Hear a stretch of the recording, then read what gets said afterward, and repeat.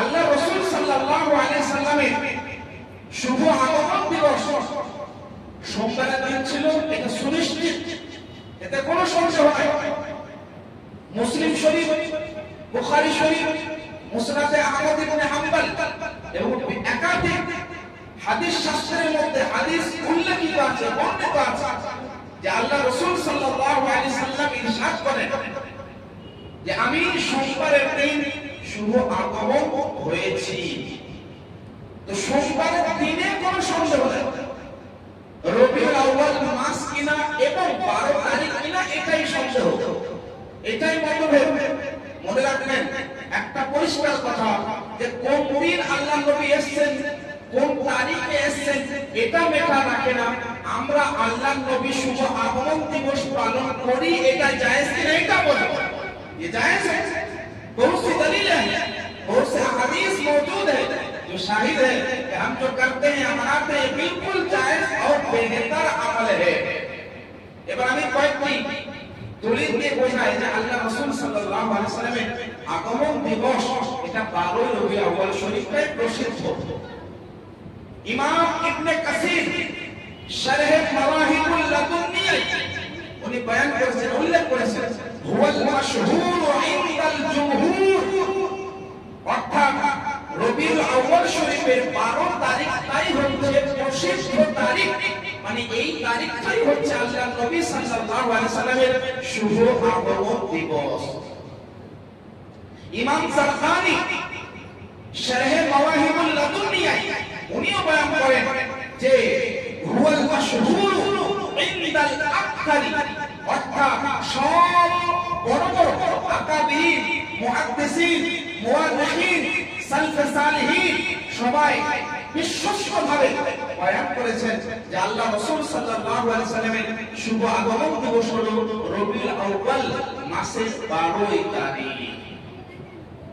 तो मैंने 2-3 मुहद्दिसीन का हवाला आपके सामने पेश किया जिससे यह साबित होता है कि अल्लाह के रसूल सल्लल्लाहु अलैहि वसल्लम की विलादत की जो तारीख मशहूर है, यही ज्यादातर लोग अब तक मनाते आ रहे हैं और हम मनाते हैं।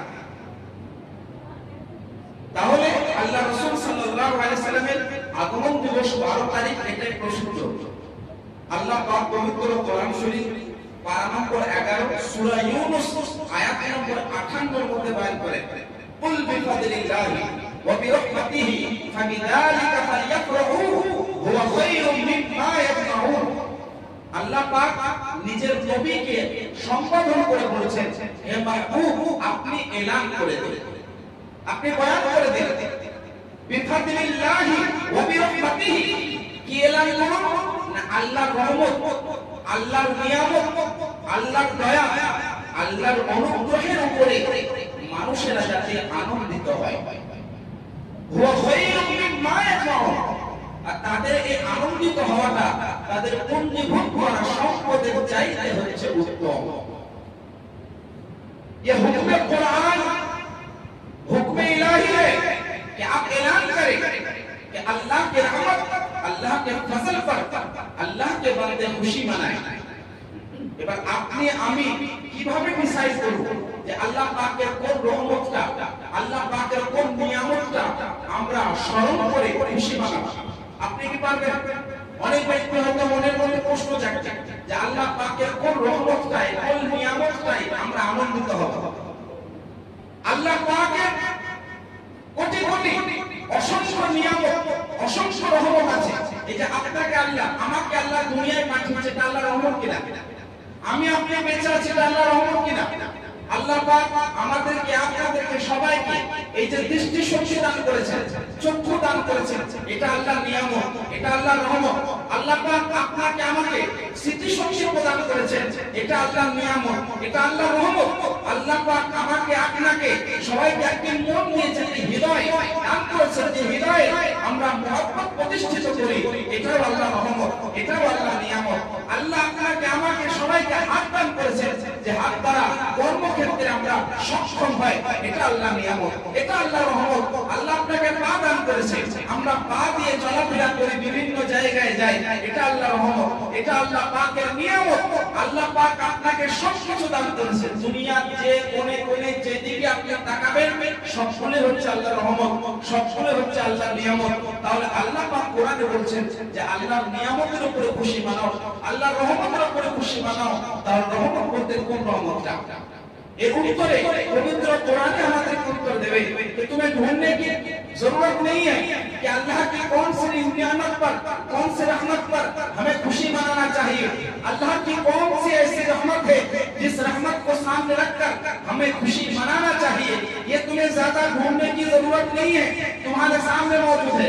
कुरान में क्या आयत है तारो आगे बोले दी पवित्र कुरान सूरा नंबर 30 सूरा दुहर में बयान करें व अम्मा बिनिअमत रब्बिका मुहद्दिस ए महबूब अपने ऐलान করে দিন নবীকে সম্বোধন করছেন কিয়ামত পর্যন্ত সমস্ত উম্মতের জন্য আল্লাহ নির্দেশ দান করেছেন যে তোমরা নিজের প্রতিপালক নিজের রবের নিয়ামতের চর্চা করো। यानी आप अल्लाह रब्बुल आलमीन की जो नेमत है उसका चर्चा करो, उसकी शोहरत करो, उसको बयान करो, खुशी मनाओ और फैलाओ, लोगों तक बयान करो। তাহলে কোন রহমতটা কোন নিয়ামতটা কুরআনে আপনাকে উত্তর দিয়ে দিয়েছে। পবিত্র কুরআন পারা নম্বর 17 সূরা আনবিয়া আল্লাহ পাক বলেন ওয়া মা আরসালনাকা ইল্লা রাহমাতাল লিল আলামিন। হে নবী আপনি এলান করে দিন আমি আপনাকে পাঠাই নাই, দুনিয়ায় আপনাকে আমি পাঠাই নাই, তবে সমগ্র জাহানের জন্য রহমত বানিয়ে পাঠিয়েছি। तो जिस रहमत की बात हो रही थी, जिस रहमत पर हमें खुशी मनाना है, वो रहमत अल्लाह ने खुद कुरान में बयान करवा दिया कि हमने आपको रहमत बनाकर दुनिया में भेजा है। তাহলে বোঝা গেল যে আল্লাহ পাক রব্বুল আলামিন যে রহমতটা আমাদের খুশি মানানো দরকার, ওই রহমতটা অন্য কোন রহমত নয়, বরং রহমতে মুস্তাফা সাল্লাল্লাহু আলাইহি ওয়াসাল্লাম। এর অনেকগুলো দলিল এই আমরা চোখ দৃষ্টি শক্তি, স্মৃতি শক্তি, হাত পেয়েছে, পা পেয়েছে, জেহেন পেয়েছে, আমাদের জীবন পেয়েছে, জীবন যাপনের শক্তি দান করেছেন আল্লাহ। এই সব কিছু কার ওসিলায়? নবী মুস্তাফার ওসিলায়। ये कुल कायनात सब कुछ कार वसीलाए नबी मुस्तफा वसीलाए। यानी पूरी कायनात में, पूरे जहान में, सारी कायनात में जितनी नेमतें हैं, जितनी रहमतें हैं, तमाम रहमतें, तमाम नेमतें ये मौकूफ है विलादत मुस्तफा पर। अल्लाह पाक रब्बुल आलमीन ने इरशाद फरमाया, हदीस कुदसी में आया है लौला का लमा खलक़तुल अर्दी। ए महबूब अगर आपको हम नहीं बनाते तो पूरी कायनात अर्ज़ व समा को मैं नहीं बनाता। तो पवित्र हदीस कुदसीর মধ্যে আল্লাহ পাকের মুবারক বাণী বয়ান করা হয়েছে যে আল্লাহ পাক বলেন হে নবী যদি আমি আপনাকে না বানাতাম कुल कायनात के, जमीन और आसमान के, नदी नाला के, आकाश के सुसज्जित जगत के আমি বানাতাম। তো সব কিছু রহমতের মেন বড় রহমত কোনটা? মুহাম্মদ সাল্লাল্লাহু তাআলা আলাইহি ওয়াসাল্লাম। তাহলে আল্লাহর বড় নিয়ামত, বড় রহমতের উপরে আনন্দিত হওয়াটা এটা আমার আপনার বাড়ির কোনো কথা না, বাড়ির কোনো দলিল, বরং স্বয়ং পবিত্র কোরআন শরীফের সূরা ইউনূসের আয়াত নম্বর 58 এটা হুকুম। এই কোরআনের আয়াতের এটা দাবি, কোরআনের আয়াত আমাদেরকে এটা বলে দিচ্ছে যে আমরা যাতে খুশি মানাই, আমরা যাতে আনন্দিত হই। এবার সবথেকে বড় প্রশ্ন আছে যে আমরা যে খুশি মানাবো এই খুশিটা কি সাহাবায়ে কেরামরা মানিয়েছেন? আল্লাহ নবী কি মানিয়েছেন যে আমরা মানে আপনি যেদিকে যাবেন সেই দিকে কোন একটা প্রশ্নের পাহাড় আছে। সাহাবায়ে কেরাম কি মানিয়েছেন? আল্লাহ নবী কি মানিয়েছেন যে আমরা মানাবো? এর দলিল আছে। কারণ আল্লাহ রাসূল সাল্লাল্লাহু আলাইহি সাল্লাম প্রত্যেক সোমবারে আল্লাহ নবী রোজা রাখতেন। আল্লাহ রাসূল সাল্লাল্লাহু আলাইহি ওয়াসাল্লাম हर पीर के रोज रोजा रखता है। मुस्लिम शरीफ सही हदीस किताब सियासतन मुत्तaqi सुविख्यात किताब सही मुस्लिम शरीफ हदीस नंबर 1165 अल्लाह रसूल सल्लल्लाहु अलैहि वसल्लम की जिज्ञासा करा है सुइला रसूलुल्लाह सल्लल्लाहु अलैहि वसल्लम अन सौम यौम इस्नाइन। अल्लाह के रसूल सल्लल्लाहु अलैहि वसल्लम की बारगाह में अर्ज किया गया या रसूल अल्लाह आप हर पीर को क्यों रोजा रखते हैं? अल्लाह रसूल की जिज्ञासा करा हलो, आरोप करा हलो या रसूल अल्लाह अपने प्रत्येक सोमवारे কেন রোজা রাখেন? আল্লাহ রাসূল সাল্লাল্লাহু আলাইহি সাল্লাম ইরশাদ করেন হাযা বুলিতু ফীহি ওয়া উনজিলা আলাইয়া আও বুইস্তু কারণ সোমবারের দিনেই আমাকে আল্লাহ পাক দুনিয়ায় পাঠিয়েছেন, আর সোমবারের দিনেই আল্লাহ পাক আমার উপরে প্রথম ওহী নাজিল করেছেন। इसका मतलब ये होता है कि मुस्तफा जान रहमत सल्लल्लाहु अलैहि वसल्लम का प्यारा अमल भी यहाँ पे साबित है, शाहिद है कि अल्लाह के नबी की बारगाह से हमें दलील मिलती है कि बारगाह मुस्तफा सल्लल्लाहु अलैहि वसल्लम से जब सवाल किया गया, अर्ज किया गया, तो जवाब ये मिला, मैं भी रोजा रखता हूँ मेरी विलादत की खुशी पर।